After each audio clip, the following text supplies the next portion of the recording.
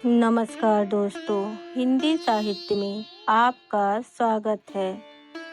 हर हर महादेव। भगवान शिव को आदि तथा अंत का देवता माना जाता है, लेकिन क्या आप जानते हैं भगवान शिव का जन्म कैसे हुआ? कौन हैं उनके माता पिता और गुरु कौन हैं? कैसे बने ब्रह्मा जी शिव जी के पिता? अगर नहीं जानते तो आज आप जानेंगे। हिंदू धर्म में कुल 4 वेद और 18 पुराण हैं। इनमें सभी देवी देवताओं के अवतारों का वर्णन मिलता है।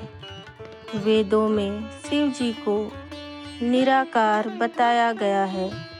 हम वेदों और पुराणों से मिलने वाले कहानियों से जानेंगे भगवान शिव का जन्म कब हुआ। भगवान शिव के जन्म की पहली कहानी शिव पुराण के अनुसार भगवान शिव को स्वयंभू माना जाता है, जिसका अर्थ है भगवान शिव का जन्म स्वयं ही हुआ था, जिससे एक बात स्पष्ट हो जाती है कि उनके कोई माता पिता नहीं हैं। इस कारण भगवान शिव को अनादि कहा जाता है। वह काल और मृत्यु से परे है और उनकी मृत्यु कभी नहीं हो सकती। वहीं विष्णु पुराण के अनुसार भगवान शिव का जन्म भगवान विष्णु के माथे से उत्पन्न तेज से हुआ। माथे के तेज से जन्मे होने के कारण भगवान शिव हमेशा योग मुद्रा में रहते हैं। इतना ही विष्णु पुराण में वर्णित भगवान के जन्म और उनके बालपन का एकमात्र वर्णन यही मिलता है। इस कथा के अलावा एक और पौराणिक कथा है जो आपने अपने बड़े बुजुर्गों से सुना होगा। अगर नहीं सुना है तो हम आपको बताते हैं। जब भगवान विष्णु और ब्रह्मा जी के बीच इस बात पर बहस छिड़ गई कि सबसे महान कौन है, इस बात को लेकर दोनों बहस कर रहे थे, तभी खंबे का रूप लेकर महादेव उनके बीच आ गए और वो दोनों इस रहस्य को समझ नहीं पाए। तभी अचानक से एक आवाज आई। उसने कहा, जो भी खंबे का छोर ढूंढ लेगा वही सबसे महान कहलाएगा। ये सुनते ही ब्रह्मा जी ने एक पक्षी का रूप धारण किया और खंबे का ऊपरी हिस्सा ढूंढने निकल गए। वहीं दूसरी ओर विष्णु जी ने वराह का रूप धारण किया और खंबे का अंत ढूंढने निकल गए। बहुत देर तक खोजने के बाद भी दोनों में से किसी को खंबे का छोर नहीं मिला और दोनों ने हार मान ली। इसके बाद भगवान शिव अपने असली रूप में आ गए। फिर भगवान विष्णु और ब्रह्मा जी ने मान लिया। इसके बाद भगवान शिव अपने असली रूप में आए। फिर भगवान विष्णु और ब्रह्मा जी ने अपने हार को मान लिया और कहा कि वही सबसे महान है। वह खंभा उनके न जन्म लेने न मरने का प्रतीक है।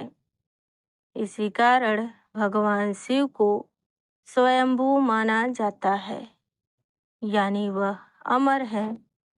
अब बात करते हैं ब्रह्मा जी कैसे बने भगवान शिव के पिता। जब संपूर्ण ब्रह्मांड, धरती, आकाश, पाताल जलमग्न था। उस समय ब्रह्मा, विष्णु और महेश के अलावा कोई भी अस्तित्व में नहीं था। उस दौरान भगवान विष्णु जल में शेषनाग पर विश्राम करते हुए नजर आ रहे थे। तभी ब्रह्मा जी शिव के नाभि से प्रकट हुए और फिर ब्रह्मा जी ने शिव को देखा तो पहचानने से साफ इनकार कर दिया। भगवान विष्णु ने ब्रह्मा जी को दिव्य दृष्टि प्रदान की, जिससे उन्हें शिव जी के बारे में स्मरण हो गया। सब कुछ याद आते ही ब्रह्मा जी ने अपनी गलती को आभास हुआ और उन्हें शिव जी से माफी मांगी और साथ ही शिव जी से अपने पुत्र के रूप में होने का वरदान मांगा। तब भोलेनाथ ने क्षमा करते हुए वरदान दिया। जब ब्रह्मा जी ने सृष्टि रचना आरंभ की, तब उन्हें एक बच्चे की जरूरत पड़ी। उन्होंने भगवान शिव का वरदान याद किया, वरदान को पाने के लिए तपस्या की। फिर उन्हें एक रोता हुआ बालक उनकी गोद में प्रकट हो गया। यह केवल भगवान शिव का बाल रूप है।